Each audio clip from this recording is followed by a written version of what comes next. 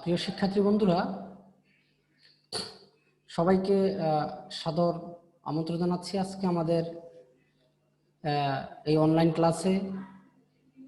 আমি সকল শিক্ষার্থী বন্ধুকে আমাদের আজকের এই অনলাইন ক্লাসে যুক্ত হওয়ার জন্য বিশেষভাবে অনুরোধ জানাচ্ছি। আমরা খুব দ্রুত আমাদের ক্লাসে চলে যাব, যেহেতু আমাদের ক্লাস টাইমটা 30 থেকে 35 মিনিট পর্যন্ত আমাদের সময় থাকবে। সুতরাং সবাই খুব দ্রুত আমাদের আজকের ক্লাসে জয়েন হওয়ার জন্য বিশেষভাবে অনুরোধ জানাচ্ছি।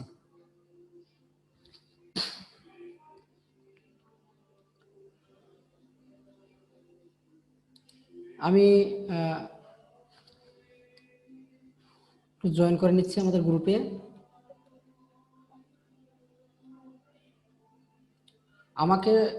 আমার কথা শোনা যায়? জি স্যার। কথা শোনা যাচ্ছে আমার?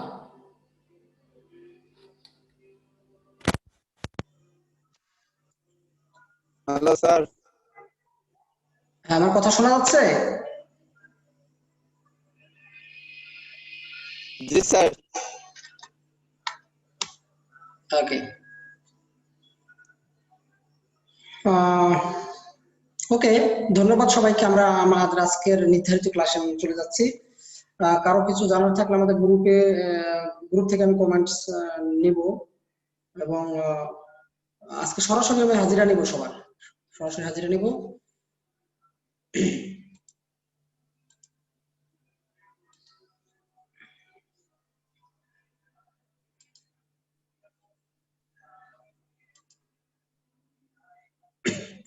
ওকে,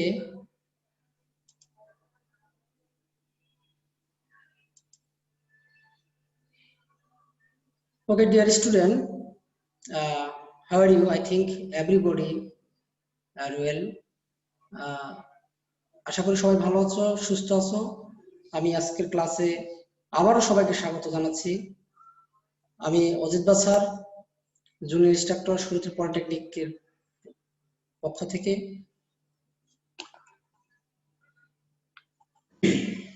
আমাদের রীতিমতো আমাদের স্লাইডে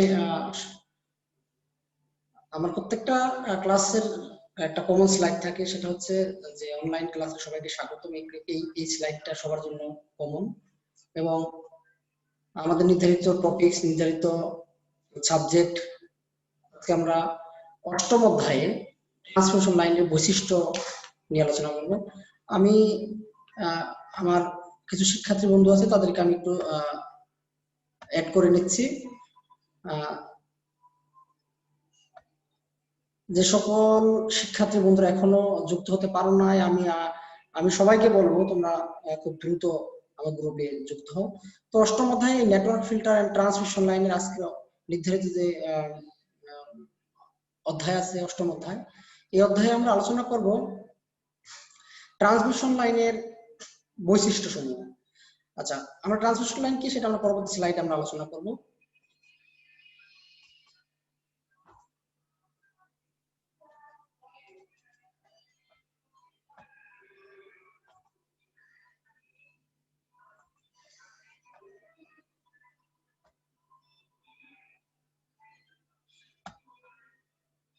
ওকে,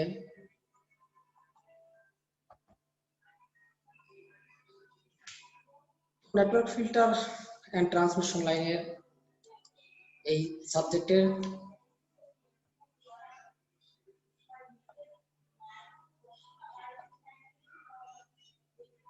আমরা স্লাইড সম্পর্কে বলার কিছুই নাই, এটা কমন একটা বিষয়। তো আজকে আমাদের আলোচনার বিষয় কি আমরা সেটা একটু দেখব, যে এই বিষয়টা আমাদের আলোচনার বিষয়। যে আমাদের এই টোটাল চ্যাপ্টারে 10টা টপিকস আছে, 8.1 থেকে শুরু করে 8.10। তো এখানে আমরা যেটা নিয়ে আলোচনা করবো, যে প্রথমে আছে আমাদের identify the different types of transmission lines. তারপর আছে identify the implications and shape of different type of transmission line, including 300 ohms antenna feeder cable, 75 ohms coaxial cable. এগুলো নিয়ে আমরা আলোচনা করব। List of the application of the transmission lines, এই transmission লাইনটা আমরা কোথায় ব্যবহার করতে পারি, explain the velocity of propagation and characteristics impedance of transmission lines. তারপর আছে define infinity line, then explain the short transmission line terminate in Z0, that means characteristics impedance. Okay, explain the current and voltage wave along a transmission line.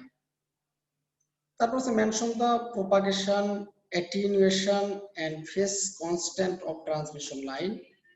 তারপর describe the voltage, current, power reflection of transmission line. Describe the conception of transmission lines of high frequencies. Okay, তো আমরা চলে যাচ্ছি আমাদের আলোচনার বিষয়ে।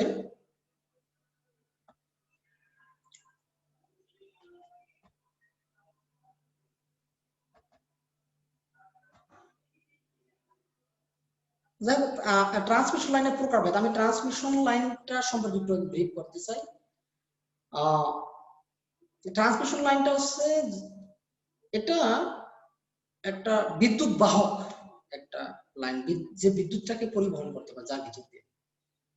আমি যদি ট্রান্সমিশন লাইন সম্পর্কে একটা সিম্পল উদাহরণ দিই, সেটা হচ্ছে যে আমাদের বিদ্যুৎ উৎপাদন কেন্দ্র হতে ডিস্ট্রিবিউশন যে স্টেশন আছে, এই স্টেশন পর্যন্ত যে লাইনের মাধ্যমে, যে তার কেবলের মাধ্যমে বিদ্যুৎটা সঞ্চালন করা, এটাকে আমরা ট্রান্সমিশন লাইন বলে থাকি। যেমন এটা বাংলাদেশের একটা সরকারি একটা কোম্পানি এটা করে থাকে, power grid company of Bangladesh. আমরা বড় বড় টাওয়ারের মাধ্যমে দেখি যে এক জেলা থেকে অন্য জেলায় বিদ্যুৎ তারা মানে পরিবহন করে থাকে। ওরা শুধু উৎপাদন কেন্দ্র থেকে ডিস্ট্রিবিউশন কেন্দ্র পর্যন্ত ওরা এই কাজটা করে থাকে। তো এখানে বলা আছে যে বৈদ্যুতিক পরিবাহী বা কন্ডাক্টর, এটা ব্যবহারের মাধ্যমে শক্তিকে এক স্থান থেকে অন্য স্থানে প্রেরণ করাকে ট্রান্সমিশন লাইন বলা হয়। এই লাইন শক্তির উৎস এবং গ্রাহক প্রান্তের মধ্যে স্থাপন করা হয়, যেটা বলতেছিলাম, যেটা যেখানে আমাদের ইলেকট্রিসিটি জেনারেশন হয়, অর্থাৎ তৈরি হয় বা উৎস সোর্স, সেখান থেকে গ্রাহক প্রান্তের মধ্যে স্থাপন করা হয়। এছাড়াও ট্রান্সমিশন লাইন, আমরা যদি ছোট আকারে ট্রান্সমিশন লাইন দেখি, যে আমাদের যে বিভিন্ন জেলাতে যে পল্লী বিদ্যুৎ দেখি, ওরা যে এক জায়গা থেকে আরেক জায়গায় বিদ্যুৎটা পরিবহন করে, এটা এক ধরনের ট্রান্সমিশন লাইন। তো এছাড়া কমিউনিকেশনে যে আরএফ রেডিও ফ্রিকোয়েন্সিকে প্রেরণ করার জন্য কিন্তু এটা ব্যবহার করা হয়। যেমন ট্রান্সমিটার এবং গ্রাহক এই রিসিভার প্রান্তে স্থানান্তর করার জন্য ট্রান্সমিশন লাইন ব্যবহৃত হয়ে থাকে, এবং অধিকাংশ ক্ষেত্রে কমিউনিকেশন আরএফ সিগন্যালকে মাধ্যমে প্রেরণ করা হয় এবং দূরবর্তী স্থানে বিপরীত শক্তি গ্রহণ করে গ্রাহক প্রান্তে করা হয়। আমরা তো যেটা ট্রান্সমিশন লাইন কমন উদাহরণ দিলাম, যে বিদ্যুৎ জেনারেশন স্টেশন থেকে গ্রাহক পর্যায়ে পৌঁছানোর পর্যন্ত যে মধ্যবর্তী যে লাইন থাকে, এটাকে আমরা ট্রান্সমিশন লাইন বলি। এছাড়া আমরা কমিউনিকেশন সিস্টেমও আমরা, যদি আমরা টিএনটি লাইনের কথা চিন্তা করি, বর্তমানে আমাদের কি আছে, যে বিভিন্ন ইন্টারনেট লাইন আছে, এটা কিন্তু এক ধরনের ট্রান্সমিশন লাইন। হ্যাঁ, এটা ওরা কমিউনিকেশন সিস্টেম এটা মানে ব্যবহৃত হয়ে থাকে। সুতরাং শুধু যে বিদ্যুৎ পরিবহন করে বিধায় তাকে আমরা ট্রান্সমিশন লাইন বলবো, শুধু এটা না, এখানে আমাদের সিগন্যাল পরিবহন করার জন্য যে ধরনের আমরা লাইন ব্যবহার করি, এটাও কিন্তু এক ধরনের ট্রান্সমিশন লাইন। তো ট্রান্সমিশন লাইনকে প্রধানত তিন ভাগে ভাগ করতে, একটা parallel wire line, coaxial line, waveguide line. Parallel wire লাইনকে আবার চার ভাগে বিভক্ত করতে পারে, একটা open wire two line, single wire two line, two wire line এবং রিবন লাইন। আমি আরেকটা ক্লাসে এই ট্রান্সমিশন লাইনের যে পিকচার গুলো, এগুলো আমি সবাইকে পরিচিত করে দেবো। আমি আরেকটু দিচ্ছি যে যারা ইউটিউব, আমি একটু ইউটিউব হেল্প নিতে বলবো আমার শিক্ষার্থী বন্ধুদেরকে, যে এখানে যেমন প্যারালাল ওয়্যার লাইন এইটা লিখে সার্চ দিলে কিন্তু এটার যে ইমেজটা পিকচারটা চলে আসবে। সুতরাং আমি এই উদাহরণ দিতে পারি যে এখান থেকে তোমরা একটু দেখে নেবে, এবং আমি পরবর্তী ভিডিওতে পরবর্তী ক্লাসে আমি এটা আশা করি দেখাই দেবো। কোয়াক্সিয়াল লাইন কেবল দুই ভাগে ভাগ করছে, যেমন ফ্লেক্সিবল কেবল লাইন এবং রিজিড কেবল লাইন। ওয়েব গাইডকে আবার 4 ভাগে ভাগ করা যায়, সেটা হচ্ছে যে আয়তাকার ওয়েব গাইড এবং বৃত্তাকার ওয়েব গাইড। আমরা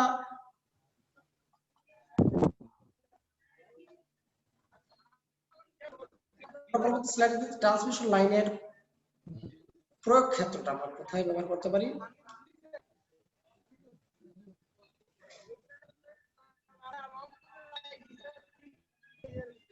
ট্রান্সমিশন লাইনটা আমরা কোথায় ব্যবহার করতে পারি, যে ট্রান্সমিটার বা প্রেরক হতে ট্রান্সমিটিং অ্যান্টিনা সিগন্যাল প্রেরণ করার জন্য। ওকে, একটা রিসিভিং অ্যান্টিনা হতে সিগন্যালকে রিসিভারে সিগন্যাল প্রেরণ করার জন্য, অর্থাৎ ট্রান্সমিটার থেকে রিসিভারে প্রেরণ করার জন্য আমরা এই লাইনটা ব্যবহার করতে, আবার রিসিভার থেকে ট্রান্সফার রিসিভিং অ্যান্টিনা হতে রিসিভারে সিগন্যাল প্রেরণ করার জন্য আমরা এটা ব্যবহার করতে পারি। টেলিফোন লাইন হিসেবে আমরা দেখি টিএনটি, যেটা দেখি আমরা সরাসরি এক জায়গা থেকে আরেক জায়গায় লাইন টেনে তারপর কিন্তু আমরা এটা ব্যবহার করি। তারপরে cable TV network, Telegraph line, এগুলো সব কিন্তু ট্রান্সমিশন লাইনের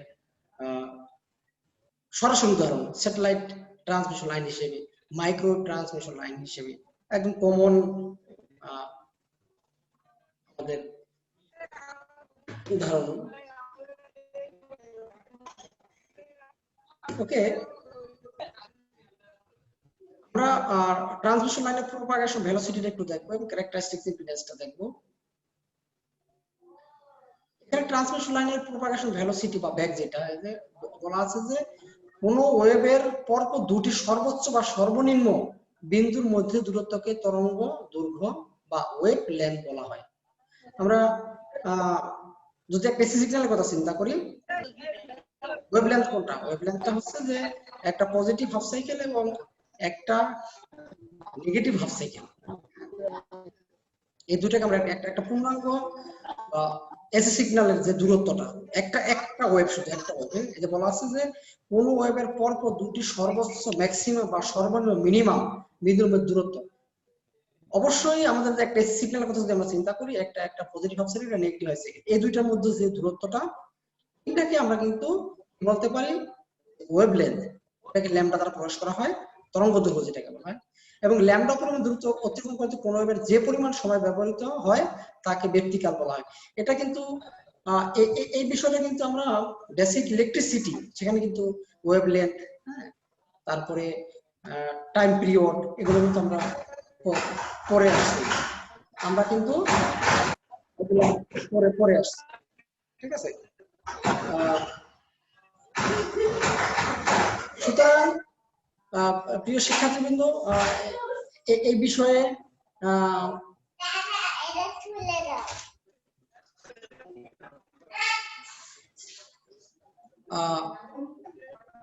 নতুন করে কিছু বলার নেই। যে আমাদের ওয়েভ লেন্থ কি, টাইম পিরিয়ড কি, ব্যক্তিকাল কি, ফ্রিকোয়েন্সি কি, এগুলো আমাদের জানা আছে। একটু দেখি আমরা ম্যাথমেটিক্যাল বিষয়টা। যদি আমরা দেখি যে ল্যামডা দূরত্বের জন্য শিফট, ল্যামডা দূরত্বের জন্য শিফট পাই রেডিয়ান। হ্যাঁ, এখানে 2 পাই রেডিয়ান কেন 2 পাই রেডিয়ান? কারণ একটা ওয়েভলেন্থ এটা 180 ডিগ্রি, আমরা কিন্তু জানি। তো একটা সাইকেলে কিন্তু 2 পাই দূরত্ব অতিক্রম করে, সুতরাং এই জন্য 2 পাই রেডিয়ান বলা হয়েছে। এবং একক দূরত্বের জন্য phase shift 2 pi by lambda. আমি সকলকে আমার লেকচার শোনার জন্য বা দেখার জন্য অনুরোধ, কেউ কোনো কথা বলবে না। যদি কারো কোনো কথা থাকে আমরা ক্লাস শেষে নেব। অনেকেই কথা বলতেছে, হ্যাঁ, কেউ কথা বলবে না। তো আমরা ম্যাথমেটিক্যাল ক্যালকুলেশনটা এটা দেখতেছি যে, এবং এটাকে বিটা দ্বারা প্রকাশ করা হয়। বিটা সমান 2 pi by lambda radian per metre, প্রত্যেক মিটারে নেওয়া হয়েছে। সুতরাং এটা আমাদের ম্যাথমেটিক্যাল এক্সপ্রেশন। এটা আমরা জানি যে এখানে দেওয়া হয়েছে যে f সমান 1/t। হ্যাঁ, ফ্রিকোয়েন্সি অর্থাৎ এই যে টাইম পিরিয়ডটা কি, এটাকে যদি আমরা ইনভার্স করি, তাহলে কিন্তু আমরা ফ্রিকোয়েন্সি পাই। এটা আমরা সবাই জানি। তারপর ওমেগা সমান 2 পাই এফ, এটা আমরা আগেও জেনে আসছি।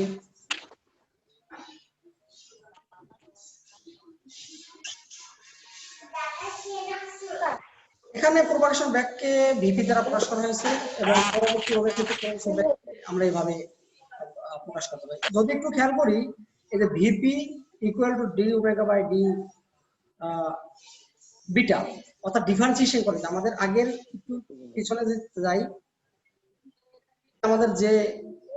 আমাদের যে এক্সপ্রেশনটা আছে এটাকে আমরা শুধু কি করছি, এটাকে আমরা ডিফারেন্সিয়েশন করছি। ডিফারেন্সিয়েশন করলে আমরা একটা ব্যাক পাই, যেখানে ব্যাক আকারে প্রকাশ করেছে। এইটা যদি আমরা একটা ট্রান্সমিশন লাইনের কথা চিন্তা করি, একটা ট্রান্সমিশন লাইনের একটা অংশ, একটা ট্রান্সমিশন অসীম পর্যন্ত হইতে পারে, এটার একটা নির্দিষ্ট অংশকে যদি আমরা চিন্তা করি, তাহলে এখানে কি আছে আমরা জানি যে ট্রান্সমিশন লাইনের মধ্যে যে কি বলে যে উপাদানগুলো থাকে, ক্যাপাসিটর, ইন্ডাক্টর, রেজিস্টরও কাজ করে এটার মধ্যে। তো সুতরাং এখানে ইন্ডাক্টর এবং ক্যাপাসিটর দ্বারা এটা দেখানো হয়েছে একটা এটাকে ট্রান্সমিশন লাইনের মানে একক একটা জায়গা দেখানো হয়েছে। যদি আমরা ই আই পরিমাণ সাপ্লাই ইনপুট করি, মানে ইনপুট সাপ্লাই দেই, এবং এর মধ্যে যদি আই পরিমাণ কারেন্ট প্রবাহিত হয়, হ্যাঁ, প্রতি একক দূরত্ব ইন্ডাকট্যান্স, কারণ আমরা জানি যে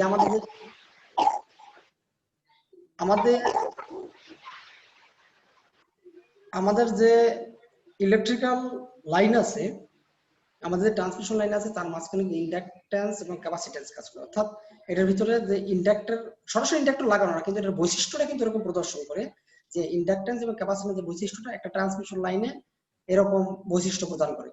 এবং বলা যায় সি প্রতি একক দূরত্বে ক্যাপাসিট্যান্স, কারণ এই প্রতি একক বলা আছে, কিন্তু আমি এই যে আমরা যে ছবিটা দেখাইছি ট্রান্সমিশন লাইনটাকে প্রতি একক দূরত্বের জন্য, এরকম হাজার হাজার লক্ষ লক্ষ কোটি, মানে অসীম সংখ্যক পর্যন্ত ইলেকট্রিক্যাল উপাদান এই ট্রান্সমিশন লাইনে বিদ্যমান থাকতে পারে। এবং প্রতি একক দূরত্বের ব্যক্তিকাল দেওয়া হয়েছে টি।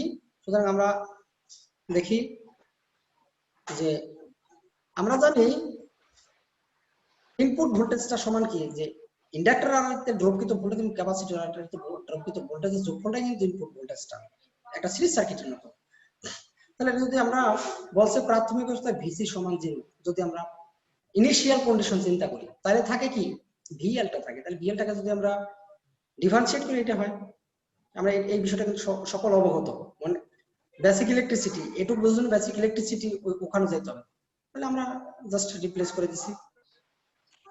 এবং এই 3 নং সমীকরণটা ইন্টিগ্রেশন করছি আমরা। আবার ইন্টিগ্রেশন প্রথমে করছি ডিফারেন্সিয়েশন এবং ইন্টিগ্রেশন করছি, কারণ আমরা জানি ডিফারেন্সিয়েশনের সাথে ইন্টিগ্রেশন কাটা যায়, অর্থাৎ এই ডিফারেন্সিয়েশনের সাথে ইন্টিগ্রেশন কাটা যায়। ওকে করলাম, তাহলে আমরা এই যে অংশটা কাটা গেছে, ডিফারেন্সিয়েশনের সাথে ইন্টিগ্রেশন যে বিষয়টা, এটা আমরা পরবর্তী লাইনে দেখব কাটা গেছে। একটা বিষয় আমরা খেয়াল করি যে এখানে ইআই ইন্টিগ্রেশন ডিটি, হ্যাঁ, ইকুয়াল এল ইন্টিগ্রেশন ডিআই। পরবর্তী লাইনে আমরা ইআইটি এবং এল আই, এই টিটা কোত্থেকে আসলো? টিটা হচ্ছে সময়ের মানে টি এর সাপেক্ষে কিন্তু ইন্টিগ্রেশন করা হয়েছিল, যে কারণে এটার সাথে কাটা গেছে, এই টি থাকে এখানে। আমরা যদি 1 রে ইন্টিগ্রেশন করি, এখানে একটা মনে 1 আছে, আমরা কার সাপেক্ষে করছি? টি এর সাপেক্ষে। তাহলে এই টি এর সাপেক্ষে যদি আমরা 1 কে ইন্টিগ্রেশন করে থাকি, তাহলে কিন্তু এখানে একটা টি থাকে যারা ইন্টিগ্রেশন করতে থাকে। একইভাবে এখানে একটা আই থাকবে, তাই এল আই। ওকে, তাহলে আমরা এই লাইন থেকে এটা লিখতে পারি, এখানে আই সমান কিউ বাই টি। কিউটা হচ্ছে কিন্তু চার্জ। মনে শিক্ষার্থী বন্ধুরা, তোমাদের মনে পড়ছে কিনা আমি জানি না, যে কোন ক্যাপাসিটর চার্জ কারেন্ট কিভাবে বের করে, সেটা কিন্তু এরকম ছিল। ওকে, তাহলে আমাদের এই সমীকরণটা একদম ইজি একটা সমীকরণ, আশা করি সবাই দেখে নেবে। টি সমান একদম ফাইনালি আমরা root over L by C pi. এবং যদি আমরা ফ্রিকোয়েন্সি বের করতে চাই, frequency F equal to 1 by T, তাহলে 1 বাই এল, এটা ফ্রিকোয়েন্সি কিন্তু, হ্যাঁ। এবং এটা বলা আছে যে প্রপাগেশন বেগ। ক্যারেক্টারিস্টিক ইম্পিডেন্স, যে আমরা একটা ট্রান্সমিশন লাইনের ক্যারেক্টারিস্টিক ইম্পিডেন্স যদি আমরা দেখতে চাই, হ্যাঁ, এখানে বলা আছে যে ট্রান্সমিশনের ক্যারেক্টারিস্টিক্স ইম্পিডেন্সের মধ্যে অসীম ট্রান্সমিশন লাইনের ইনপুট প্রান্তে পরিমাপকৃত ইম্পিডেন্সকে বোঝায়। আমরা ক্যারেক্টারিস্টিক্স ইম্পিডেন্সের যে সংজ্ঞা আছে সেটা আমাদের একটা অসীম একটা ট্রান্সমিশন লাইন, এটা কত দৈর্ঘ্য কত প্রস্থ তার মাপ কিন্তু নাই, অসীম বলা আছে। এই অসীম ট্রান্সমিশন লাইনের ইনপুট প্রান্তে যদি আমরা চেক করি যে ইম্পিডেন্সটা কত, এই ইম্পিডেন্সটাকে কিন্তু আমরা ক্যারেক্টারিস্টিক্স ইম্পিডেন্স বলবো এবং এটাকে Z0 দ্বারা প্রকাশ করা হয়। এবং এই ইম্পিডেন্সটা ইনপুট প্রান্তের ভোল্টেজ এবং ইনপুট প্রান্তের কারেন্ট দ্বারা কিন্তু আমরা আইডেন্টিফাই করতে পারি, অর্থাৎ input voltage divided input current. এবং আমরা জানি ইনপুট প্রান্তের ভোল্টেজ সমান L di/dt, EI dt সমান L। আমি শিক্ষার্থী আমার কোন স্টুডেন্ট তার মাইকটা বন্ধ রাখার জন্য অনুরোধ করছি, মাইকটা বন্ধ থাকবে। কার মাইকটা ওপেন আছে? মাইকটা বন্ধ থাকবে, সাউন্ড আসতেছে। ওকে, সাউন্ড আসতেছে, আমি যার যার মাইকটাকে মিউট করার জন্য অনুরোধ জানাচ্ছি। ওকে, তাহলে আমরা কি করতে পারি, এটাকে আমরা মানে ক্রস গুণন যদি আমরা করি তাহলে এটা হয়, এবং এই ডিফারেন্সিয়েশনটাকে তাড়ানোর জন্য আমরা ইন্টিগ্রেশন করব। ওকে, ডিফারেন্সিয়েশন ইন্টিগ্রেশন চলে যাবে, এটা হয় একদম ইজি জিনিস।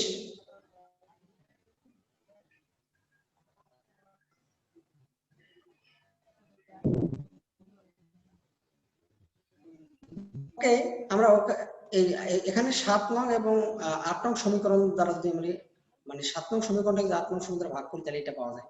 আমি একটু পিছনে যাচ্ছি, এই যে আমাদের 7 নং সমীকরণ আছে, এটা 8 নং সমীকরণ এটা, তাহলে আমরা 7 নং সমীকরণটাকে 8 নং সমীকরণ দ্বারা কি করব, আমরা ডিভাইড করব বা ভাগ করব। আচ্ছা, ভাগ করলে আমরা এরকম একটা অপশন পাবো, এই যে আমরা দেখতে পাচ্ছি কি EI/II, এটা আমরা এক জায়গায় রেখে দিছি।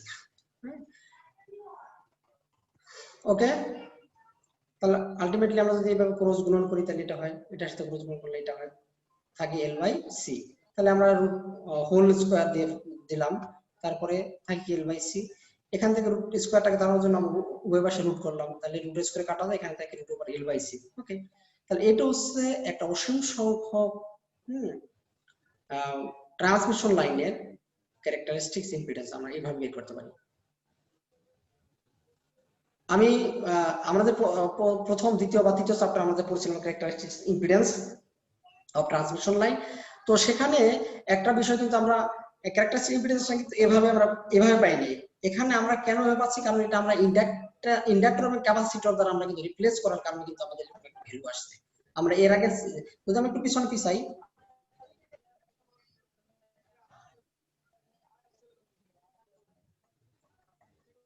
যদি একটু ছবিটা দেখি, এই ছবিটা এখানে আমাদের ভ্যালুটা আসছে, কারণ হচ্ছে আমরা এর আগে কিন্তু এখানে রেজিস্ট্যান্স দিয়ে কিন্তু বা রেজিস্টর দিয়ে কিন্তু রিপ্লেস করেছিলাম, কিন্তু এখানে ইন্ডাক্টর এবং ক্যাপাসিটর সংযুক্ত করছি, এজন্য আমাদের ভ্যালুটা কিন্তু এইভাবে আছে। আমার মনে হয় যে সবাই বিষয়টা অবগত এবং বুঝতে পারছো। যদি কেউ না বুঝে থাকো, আমি এটা আমার যে ইউটিউব চ্যানেল আছে আমি সেখানে দিয়ে দেবো, তোমরা আমার স্লাইডটা ভালো করে দেখে কোথায় বুঝতে পারো না আমাকে কাইন্ডলি কমেন্টস করবা, অথবা আমাকে ফোন বলে বা মেসেঞ্জার বলে আমার সব জায়গায় আমার সাথে তোমরা মিট হইতে পারবা। এরপরে আসি আমরা অসীম লাইন, ডিফাইন ইনফিনিটি লাইন। অসীম লাইন বলতে কি, আমরা জানি যে আমরা ইলেকট্রিক সিগন্যালটাকে সোর্স হতে লোডে প্রেরণ করি, যদি সোর্স এবং লোডের মধ্যে উপযুক্ত ম্যাচিং না হয় তবে প্রেরিত সিগন্যাল শক্তি সম্পূর্ণ লোডে শোষিত না হয়, কিছু অংশ সোর্সে ফিরে আসে। ভেরি ভেরি ইম্পর্টেন্ট একটা কথা আছে, এটাকে ইম্পিডেন্স ম্যাচিং আমরা আসবো, এই বিষয়টা আসবো। একটা কথা বলতে চাই যে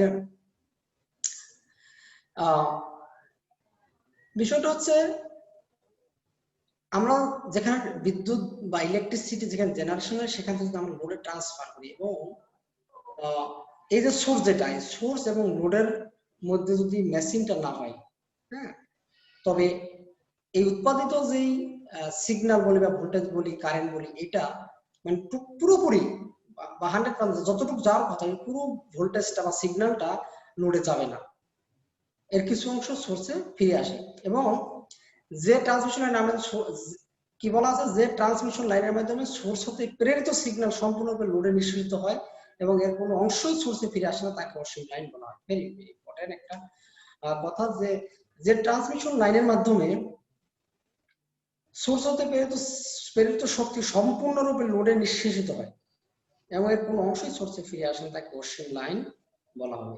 এর আগে বলছি যে ট্রান্সমিশন লাইনের সাহায্যে ইলেকট্রিক সিগন্যালটা যখন আমরা সোর্স হতে আমরা যখন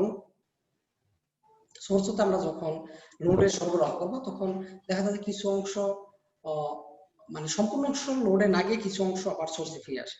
আর অসীম লাইনটা হচ্ছে এটা এমন এক ধরনের লাইন, যে লাইনের মাধ্যমে কোনো অংশই মানে ফিডব্যাক আকারে সোর্সে ফিরে আসবে না। হ্যাঁ, এবং এটা সুষম এবং সিমেট্রিক্যাল লাইনের মাধ্যমে ইলেকট্রিক্যাল সিগন্যালটা শক্তি সঞ্চালন হলে ওই লাইনকে অসীম লাইন হিসেবে বিবেচনা করতে পারি। আমরা দেখি একটা ছবি দেখি কিরকম বলা আছে।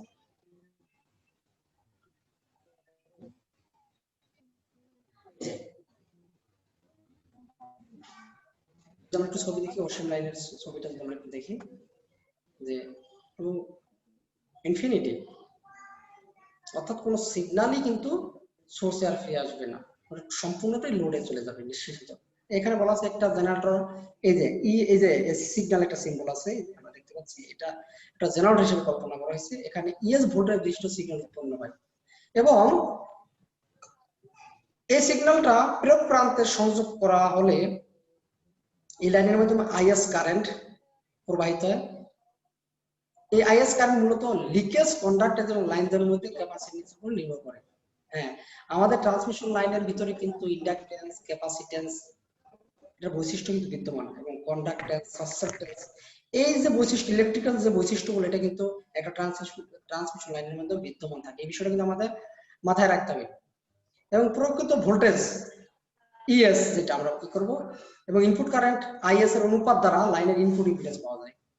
এবং যদি এই লাইনটা অসীম হয় তবে ইনপুট ইম্পিডেন্স ক্যারেক্টারিস্টিক ইম্পিডেন্স এর সমান হয়। আমরা কিভাবে বুঝবো এটা অসীম লাইন? এটা যদি এই আমাদের যে মেজারকৃত বা পরিমাপকৃত ইম্পিডেন্সটা যদি ক্যারেক্টারিস্টিক ইম্পিডেন্স সমান হয়, তাহলে আমরা এটা বুঝবো এটা অসীম সংখ্যক লাইন এখানে বিদ্যমান। ওকে,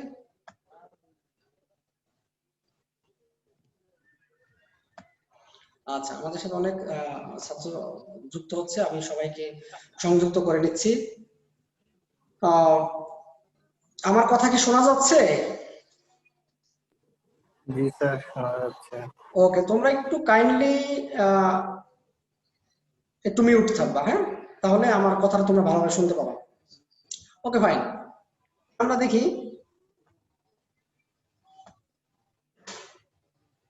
এবং বলা আছে একটা মানে ক্ষুদ্র লাইনকে ক্যারেক্টারিস্টিক ইম্পিডেন্স দ্বারা সমাপ্ত করুন। হ্যাঁ, এই যে এটা একটা সেকশন, টি সেকশন নেটওয়ার্ক একটা দেখানো হয়েছে, ক্ষুদ্র একটা লাইন।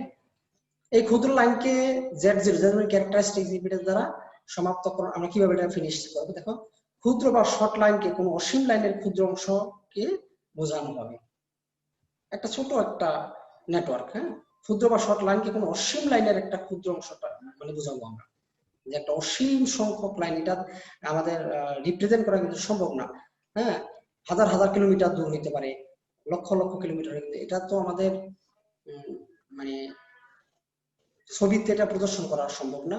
সুতরাং আমরা এইটা একটা ছোট বা ক্ষুদ্র অংশ হিসেবে আমরা এটা রিপ্রেজেন্ট করব।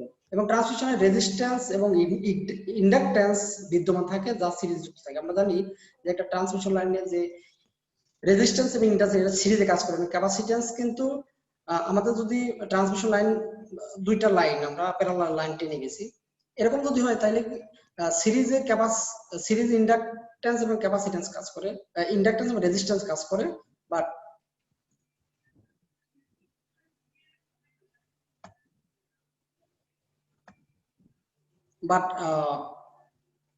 প্যারালাল কাজ করে হচ্ছে আমাদের ক্যাপাসিট্যান্স। Okay fine. এবং একটা ট্রান্সমিশন লাইন একটা জটিল বৈদ্যুতিক নেটওয়ার্ক। হ্যাঁ, এই লাইনে সমস্ত প্যারামিটার থাকে এবং তা লাইনের দৈর্ঘ্য বরাবর বিস্তৃত থাকে, কিন্তু ক্ষুদ্র লাইনের ক্ষেত্রে এগুলোকে স্তূপীকৃত আকারে বিবেচনা করা যায়। আমরা ছবিটা দেখতে পাচ্ছি অলরেডি এখানে।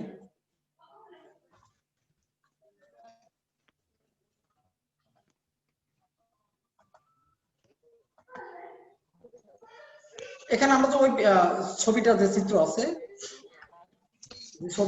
আছে, সেখানে যদি আমরা একটু দেখি যে বলা আছে যে Z1 series impedance, Z2 mode shunt impedance, Z0 characteristic impedance, Z input impedance. তাহলে আমরা এই সার্কিটটা কি সিরিজ প্যারালাল মিশ্রিত আছে, সুতরাং আমরা এখানে সেই ক্যারেক্টারিস্টিক ইম্পিডেন্সের সেই সূত্র বসাতে পারি। এটা আমরা ক্যালকুলেশন করলে, এবং সিমেট্রিক্যাল টি সেকশন নেটওয়ার্কে একটা শর্ত হচ্ছে যে ইনপুট ইম্পিডেন্স এবং আউটপুট ইম্পিডেন্স কিন্তু সমান। সুতরাং আমরা এই ইনপুট ইম্পিডেন্সটাকে আমরা Z0 দ্বারা আমরা রিপ্লেস করতে পারি।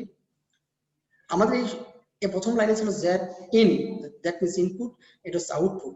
তাহলে আমরা ইনপুট সিমেট্রিক্যাল টি নেটওয়ার্কের ক্ষেত্রে কিন্তু এটা সব নেটওয়ার্কের ক্ষেত্রে কিন্তু না, এখানে স্পষ্ট বলা আছে সিমেট্রিক্যাল নেটওয়ার্কের ক্ষেত্রে এটা। আমরা একটু স্লাইডটা একটু পিছনে যাই।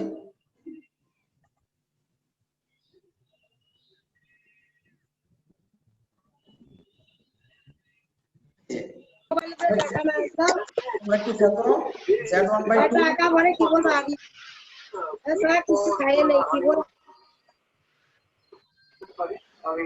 ওকে।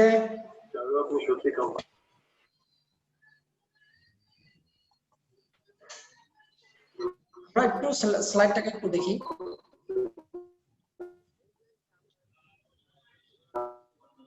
এই যে আমাদের সূত্রটা একটু খেয়াল করো। মাইক্রোফোন মিউট করো।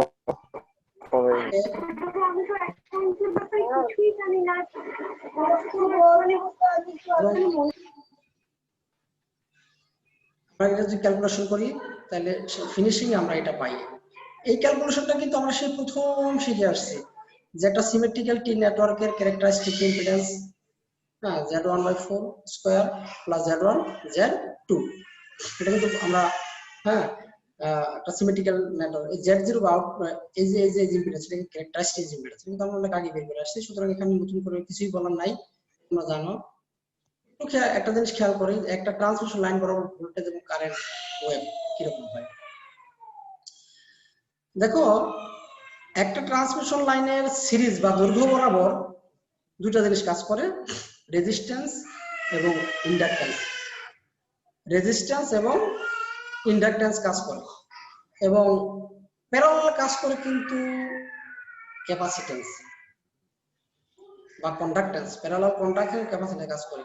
ভেরি ভেরি ইম্পর্টেন্ট নোট, সিরিজে আমরা যদি 10 কিলোমিটার একটা ট্রান্সমিশন লাইনের কথা চিন্তা করি, আমরা অবশ্যই বিদ্যুৎ বা বৈদ্যুতিক খুঁটিতে কিন্তু আমরা এটা দেখেছি, বৈদ্যুতিক খুঁটিতে দেখেছি যে আমাদের প্যারালাল লাইন চলতেই থাকে।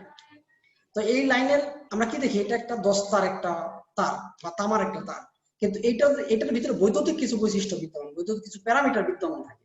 এটা আমরা চোখে দেখি না, বাট এটা কিন্তু এটার ভিতরে এটা ধর্মটা প্রদর্শন করে। কি ধর্মটা প্রদর্শন করে, যদি আমরা এটা মানে ব্যাখ্যা করি, এটাকে যদি আমরা বিশ্লেষণ করি, তাহলে এই দৈর্ঘ্য বরাবর মানে সোজা স্ট্রেট সামনে বা দৈর্ঘ্য বরাবর যেটা, এইদিকে কিন্তু আমরা রেজিস্ট্যান্স এবং ইন্ডাক্ট্যান্স এর যে ক্যারেক্টার সেটা কিন্তু এটা পরিলক্ষিত, এবং প্যারালালে কন্ডাক্ট্যান্স এবং ক্যাপাসিট্যান্স বিদ্যমান। এবং এই সমস্ত প্যারামিটার সুষম লাইনে বিস্তৃত থাকে, স্পষ্ট বলা আছে সুষমভাবে। অর্থাৎ যে সুষম বলতে কি বোঝায়, যে কতটুকু জায়গার ভিতরে আছে আবার কতটুকু ভিতরে নাই। মানে পরীক্ষা করে দেখলাম যে 10 কিলোমিটার 2 কিলোমিটার মধ্যে এই বৈশিষ্ট্যটা বিদ্যমান, মাঝখানে 5 কিলো এই বৈশিষ্ট্য বিদ্যমান না, এরকম না, বিষয়টা সুষমভাবে, অর্থাৎ প্রত্যেকটা স্টেজে প্রত্যেকটা জায়গায় এই ধর্মগুলো বিদ্যমান থাকে। এই লাইনটা যতটুকু পর্যন্ত বিস্তৃত হবে, যার ফলে লাইনের প্রেরণ প্রান্তে ভোল্টেজ প্রয়োগ করা হলে প্রেরণ প্রান্তে যে কারেন্ট প্রবাহিত হয় তা লাইনের দৈর্ঘ্য বরাবর গমন ফলে সিরিজ এবং শান্ট প্যারামিটার দ্বারা বাধাপ্রাপ্ত হয়। Very good. আমরা যখন ভোল্টেজটা ইনপুটে অ্যাপ্লাই করি, কারেন্টটা যখন অ্যাপ্লাই করি, দৈর্ঘ্য বরাবর যখন ভোল্টেজটা তো সামনের দিকে অগ্রসর হবে, অগ্রগামী হবে।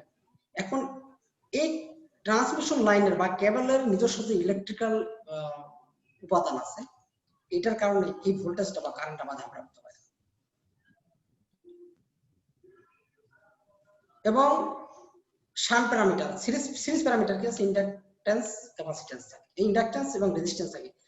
তাহলে প্যারালাল কি দুইটা, আমি যদি একটা তার আর গ্রাউন্ড চিন্তা করি, একটা তার এবং গ্রাউন্ড, তা এই একটা তার থেকে এই গ্রাউন্ড, এই তার এবং গ্রাউন্ডের মাঝখানে যে স্পেসটা আছে এটার মধ্যে ক্যাপাসিট্যান্স এবং কন্ডাক্টেন্স কাজ করে।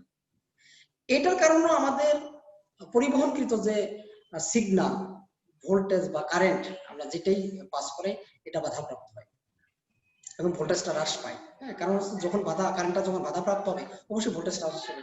ইনপুটে যদি আমি 220 volt, 400 volt, 500 volt, 1000 volt, 2000, 5000 volt পাই, তাহলে 200 কিলোমিটার দূরে গিয়ে কিন্তু আমি সেই ভোল্টেজটা পাবো না।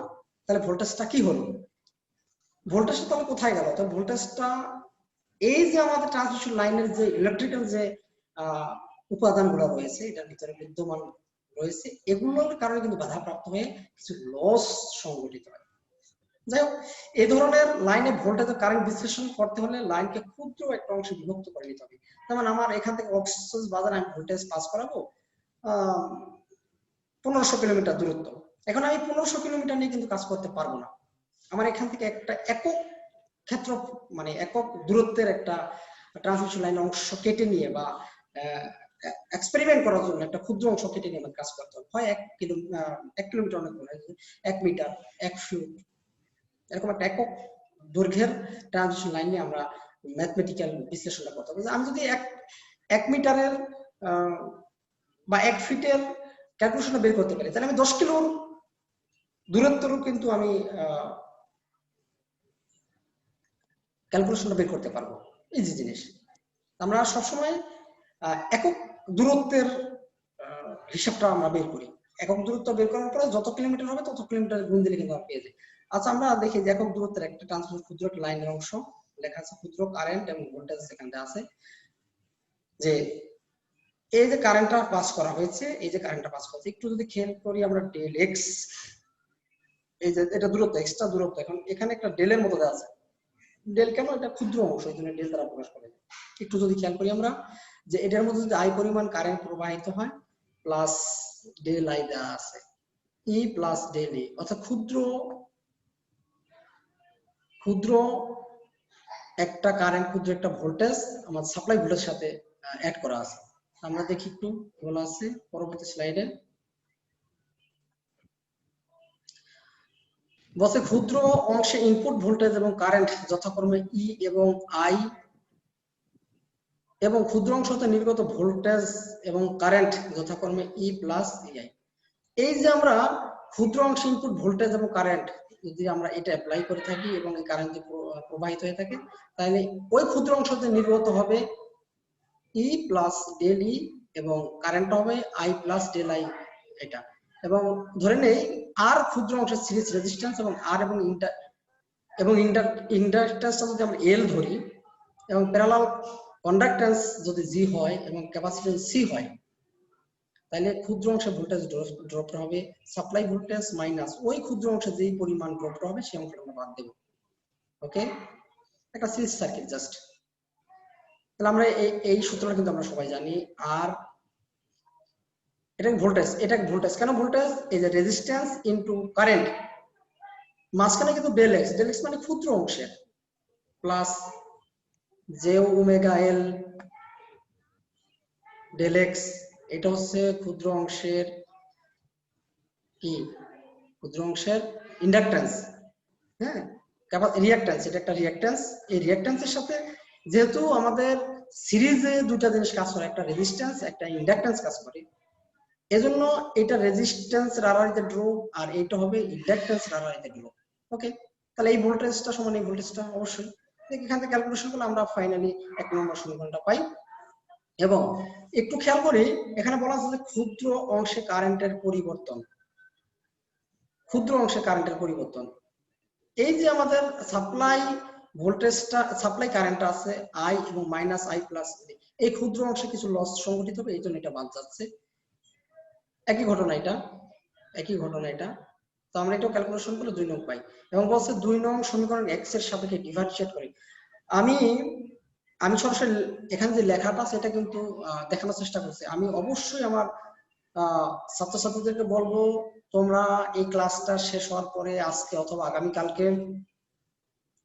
আগামীকালকে এটা খাতা কলমে